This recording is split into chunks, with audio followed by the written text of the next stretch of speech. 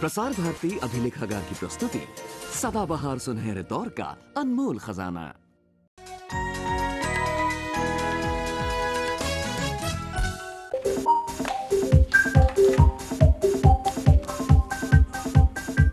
अरे दीपिका, ये तुम क्या कर रही हो? काश मैं पेड़ होती, बड़ा अच्छा होता। तुम्हारे तो बाल ही नहीं होते क्योंकि पेड़ के तो पत्ते होते हैं, ना ही इसके हाथ होते क्योंकि पेड़ की तो डालियां होती है, और ना ही तुम्हारे पैर होते क्योंकि पेड़ के पास तो जड़ें होती है। वैसे एक तरह से अच्छा ही होता अगर ये पेड़ होती। बात बात में अपना गुस्सा नहीं दिखाती मुझे, पर मुझे ये तो बताओ कि तुम पेड़ बनना क्यों चाहती हो? बहुत सारे रीजंस हैं और सबसे बड़ा ये कि कहीं आने जाने की जरूरत ही नहीं। क्या कहीं आना जाना नहीं पड़ेगा? सिर्फ एक जगह पर? बाप रे, कितना बोरिंग है। अरे बोरिंग नहीं, खाने की तो कोई चिंता ही नहीं होगी। जब मन चाहा थोड़ी सी धूप खा ली बस। धूप खाना मतलब फोटोसिंथेसिस? पौधों की दुनिया में हरियाली क्यों दिखाई देता है हरा रंग और किसी भी रंग से कहीं ज्यादा? जवाब है क्लोरोफिल, एक ऐसा पिगमेंट जो पत्तियों को बना देता है एक रसोई। मानो पौधे अपना खाना खुद पका लेते हैं धूप खाकर। फोटोसिंथेसिस, जिसका मतलब ही है प्रकाश के साथ पकाना। ये पत्ती भी ना बड़ी ही तुर्रम खा है। तुर्रम खा मतलब बड़ी उस्ताद है भाई। जमीन से पानी, सूरज की धूप और कार्बन डाइऑक्साइड, और बन गया पूरे पेड़ या पौधे का खाना। शिवम, पूरे पेड़ या पौधे से क्या मतलब? हमारे बारे में ही तो सोचो, हम भी तो पौधे ही खाते हैं। हाँ भाई, पौधे ही खाते हैं और उन्हीं की छोड़ी हुई हवा में सांस लेते हैं। शिवम, ऑक्सीजन बोलो ना। पेड़ों की छोड़ी हुई हवा कितना गंदा साउंड करता है। तो क्यों ना इन पत्तों के अंदर चला जाए और देखा जाए कि इन खाने की फैक्ट्री में क्या क्या पकता है।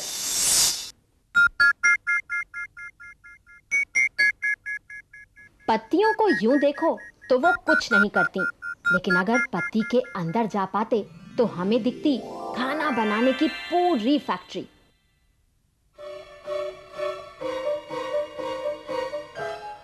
पत्ती के अंदर लाखों सेल्स, कोशिकाएं, क्लोरोप्लास्ट्स। हरा रंग मिलता है पिगमेंट क्लोरोफिल से। यही क्लोरोफिल धूप की ऊर्जा सोख लेती है। पर सिर्फ धूप से काम नहीं चलता। पत्तियों के नीचे है खिड़कियां, स्टोमाटा, छोटी, माइक्रोस्कोपिक। इनका काम हवा अंदर लेने का। यहाँ काम की है कार्बन डाइऑक्साइड। इधर मिट्टी के अंदर गई हुई जड़ें भी बिजी हैं। जमीन से पानी ऊपर खींच लेने का काम जड़ों का ही है। पानी ऊपर चढ़ता हुआ पहुंचता है पत्ती तक, और इस तरह पानी, हवा और धूप पहुंच जाता है क्लोरोप्लास्ट्स में।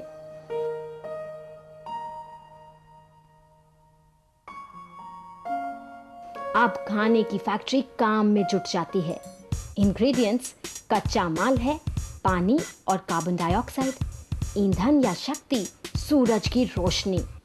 होता है एक बहुत ही जटिल केमिकल रिएक्शन, रासायनिक प्रक्रिया, जिसमें ग्लूकोज बनता है और ऑक्सीजन गैस भी। पानी भी प्रोड्यूस होता है। फोटोसिंथेसिस से बना ग्लूकोज तो पौधों में जमा होता जाता है, पर ऑक्सीजन बाहर निकलकर वातावरण में मिल जाती है। वही ऑक्सीजन जिसके बिना हम जिंदा नहीं रह सकते। एक परफेक्ट रिश्ता। फोटोसिंथेसिस प्रकृति का अजूबा है। यहाँ सूरज की ऊर्जा खाना बनकर पौधों में कैद हो जाती है।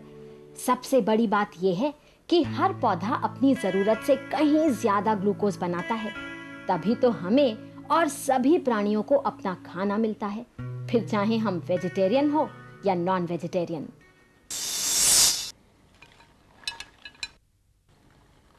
हाय केटू।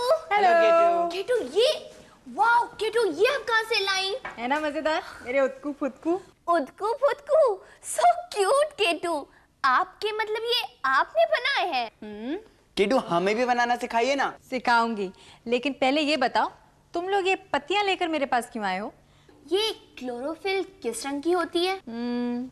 हरी, ग्रीन। देखा, मैं तो पहले से ही कहता था, लेकिन ये मेरी बात थोड़ी ना सुनती है। पहले ही कह रहा था, एक्टिंग मत करो, तुम तो खुद ही कंफ्यूज थे। अब सारी बातें छोड़ो, इस पत्ते को देखिए। ये बिल्कुल हेल्थी है, इसका प्लांट भी हेल्थी था, तो फिर इसका हरा रंग कहाँ गया? तो इसका मतलब ये हुआ कि इसकी क्लोरोफिल दूसरे रंग की है।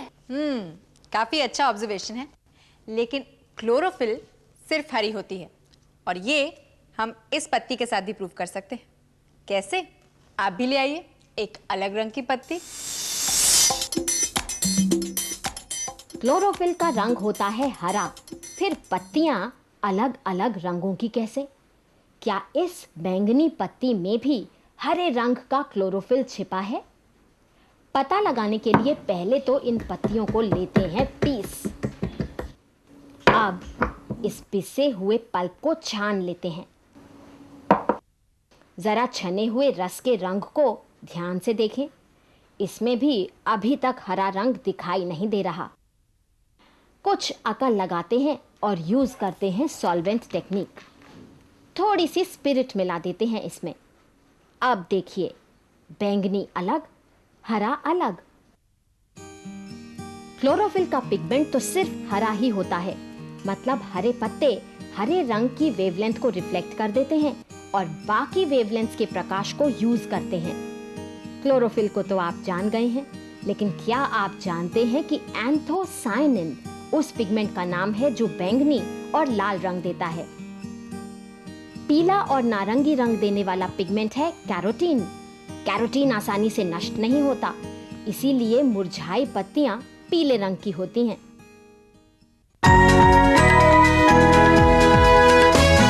पहले मुर्गी आई कि अंडा?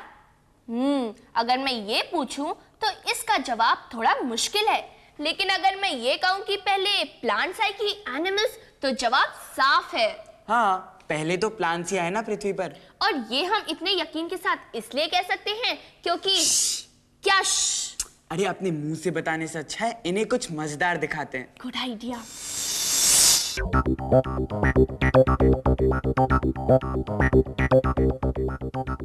करोड़ों साल पहले पृथ्वी जन्म ले रही थी। ज्वालामुखियों से उगली गैसेस ने पृथ्वी का पहला वातावरण बनाया। ये आज के वातावरण से बिल्कुल अलग। ऑक्सीजन नहीं थी इसमें। फिर बादल बने, बारिश से पृथ्वी ठंडी पड़ती गई, समुंदर और नदियां बन गए और पानी में जन्मे पौधों के प्रथम रूप जैसे ब्लू ग्रीन एल्गे। ऑक्सीजन बनने लगी, पौधे विकसित होते गए और वातावरण में ऑक्सीजन छोड़ते गए। इतनी ऑक्सीजन बनने में करोड़ों वर्षों का समय लगा और उसके बाद ही ऑक्सीजन में सांस लेने वाले प्राणियों का जन्म हुआ। दीपिका और शिवम ने ये तो पता लगा ही लिया कि पौधे हमसे पहले आए। हम मतलब ऑक्सीजन में सांस लेने वाले सभी प्राणी। लेकिन क्या आप जानते हैं कि कई पौधे चोर होते हैं? हाँ, दूसरों से मांग कर या चुरा कर खाना खाते हैं और कई बन जाते हैं नॉन वेजिटेरियन।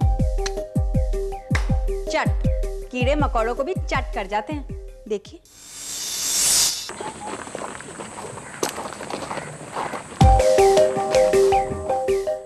खाने की नजर से पौधों को 3 श्रेणियों में बांट सकते हैं हम।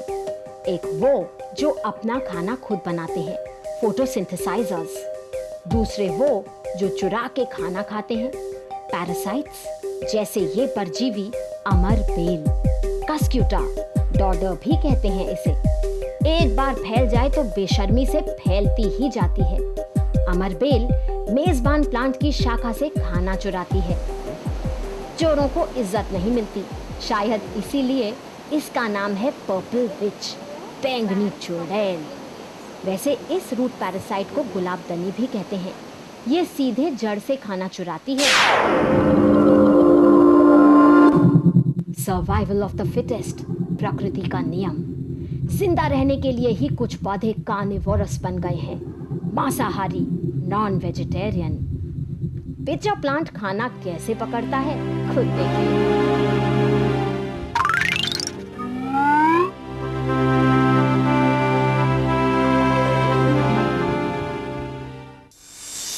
एक मजेदार फैक्ट, दुनिया का सबसे बड़ा फूल राफ्लेसिया एक पैरासाइट है, एक परजीवी है। वो भी अपना खाना खुद नहीं बना सकता। फूल, इसकी स्मेल पता है आपको कैसी है? सड़े हुए मांस की जैसी। वैसे सोचा जाए तो हमारी नाक पेड़ों की पत्तियों की जैसी तो काम करती है। हमारी नाक? पर मुझे ऐसा लगता है कि हमारी नाक सिर्फ टमाटर की तरह काम करती है।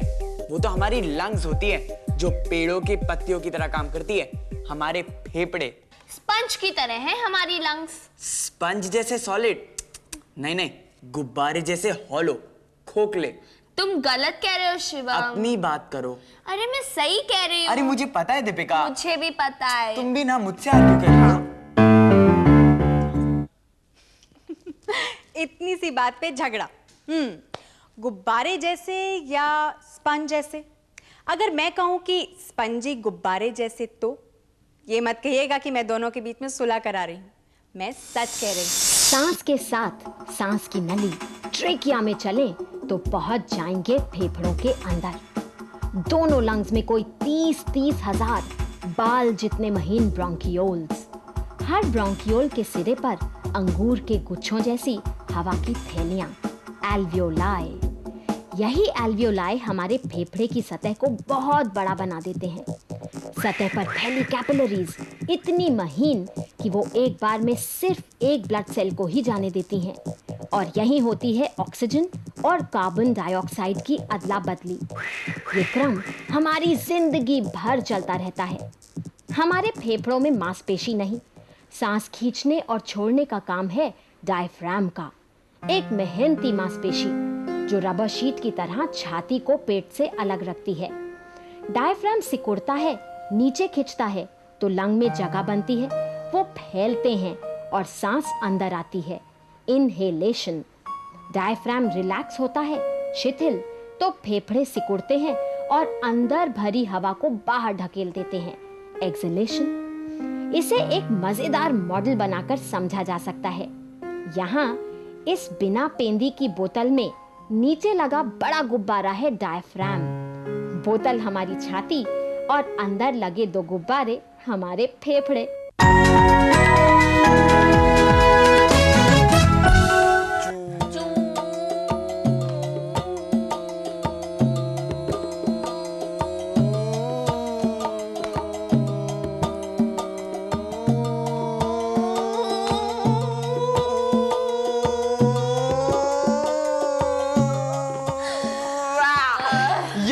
मैं जीत गया।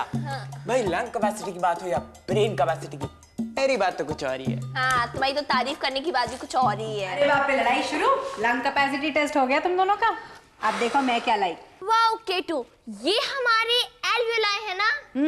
एल्वियोलाई, जिनकी पतली दीवारों से कार्बन डाइऑक्साइड और ऑक्सीजन इधर से उधर जाते हैं। वैसे केटू एक बात बताइए, ह्यूमन लंग्स के बारे में तो हम सब समझ गए, लेकिन ये जो छोटे छोटे कीड़े मकोड़े होते हैं, क्या उनके भी फेफड़े ऐसे ही होते हैं?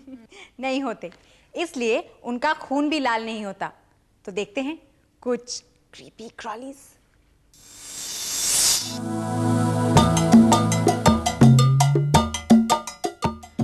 अगर हमारे पेट में बहुत सारे छेद होते जिनसे हम सांस ले सकते, तो कीड़े मकोड़े ऐसे ही सांस लेते हैं। उनके लंग्स यानी फेफड़े नहीं होते, बल्कि शरीर के दोनों तरफ छोटी छोटी ओपनिंग्स होती हैं, स्पाइरकल्स। स्पाइरकल्स ढेर सारी नलियों से जुड़ी हैं और हर कोशिका तक सीधे ऑक्सीजन पहुंचा देती हैं। हमें पता चला है कि पक्षियों के लंग्स होती हैं, लेकिन हमारी लंग्स से बिल्कुल अलग। उनकी लंग्स दोनों तरफ से खुली होती है, एक तरफ से हवा अंदर आती है और दूसरी तरफ से बाहर। और उनकी सांस लेने की कैपेसिटी हमसे बहुत ज्यादा होती है। वैसे हमारी लंग्स भी कम नहीं, वो तो हम अपनी बुरी आदतों से उसे खराब कर लेते हैं। बुरी आदत मतलब सिगरेट पीना या बीड़ी पीना? हाँ हाँ, हम नहीं पीते, पर बड़े तो पीते हैं ना।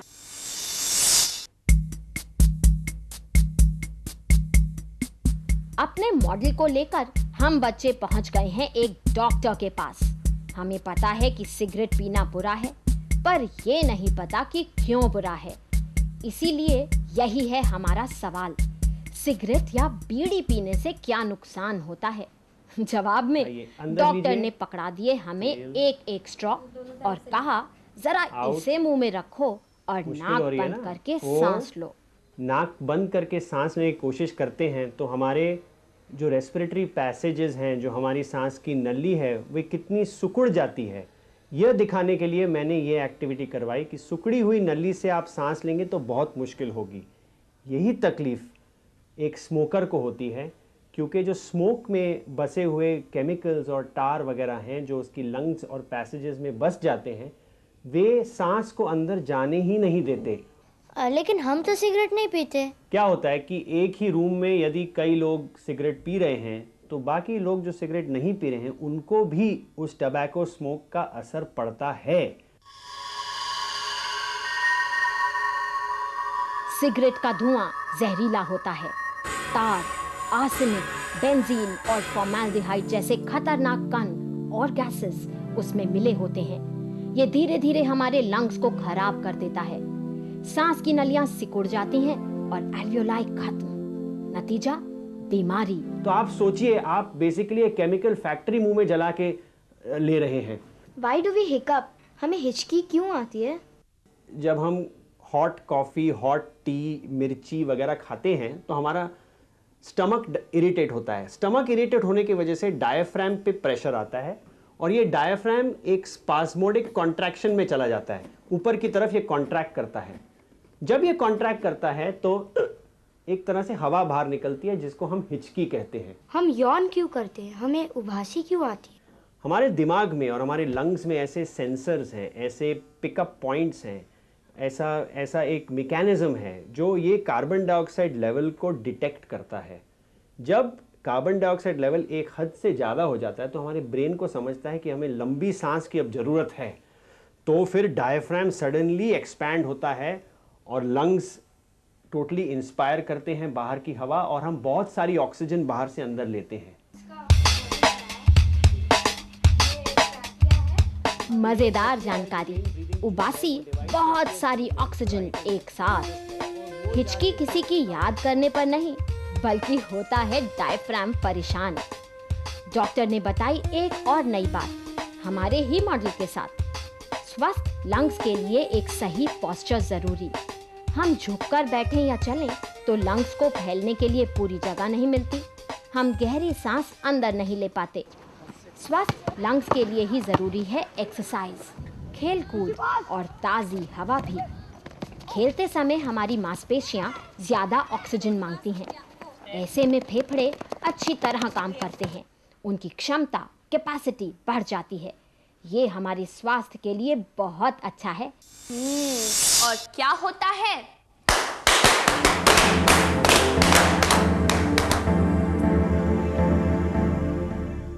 हमारे लंग्स सिगरेट पीने से ऐसा ही होता है।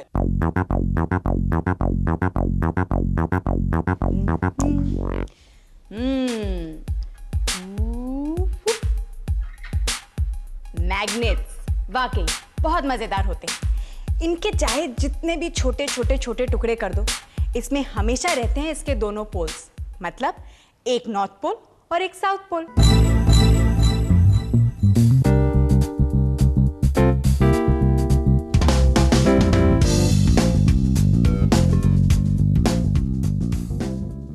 ऐसा ही होता है में हम पहले भी ये बात समझ चुके हैं।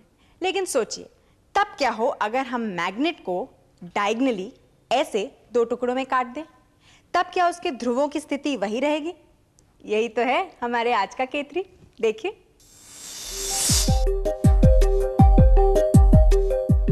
हर मैग्नेट में दोनों पोल्स होते ही हैं, फिर चाहे वो किसी भी आकार के हों।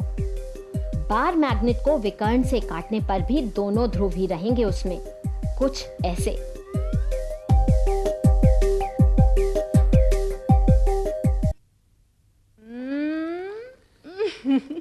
मेरे उदकू फुदकू। वैसे मजेदार चीजें शेयर करने में और भी मजा आता है, इसलिए ये उदकू फुदकू बना तो लिए। कैसे बनाएं अब देखते हैं। ज्यादा चीजों की जरूरत नहीं है, सिर्फ ऐसे कटे हुए सिल्वर फॉइल, कुछ कंचे और कंचों से ज्यादा डायमीटर का, बड़ा डायमीटर की कोई भी चीज, जैसे ये मार्कर। तो अब लेते हैं ये फॉइल और ये मार्कर, और फॉइल को बिल्कुल हल्के से, ज्यादा प्रेस नहीं करेंगे, फोल्ड कर देते हैं ऐसे। और माका को हुप निकाल देते हैं। इसके अंदर डालते हैं ये कंचा और दोनों तरफ से हल्के से बंद कर देते हैं। अब लेते हैं एक फ्लैट डब्बा।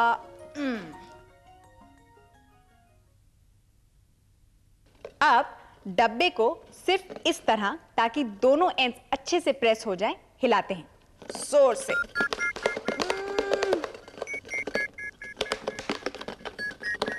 तैयार हो रहा है हमारा उदकू फुदकू।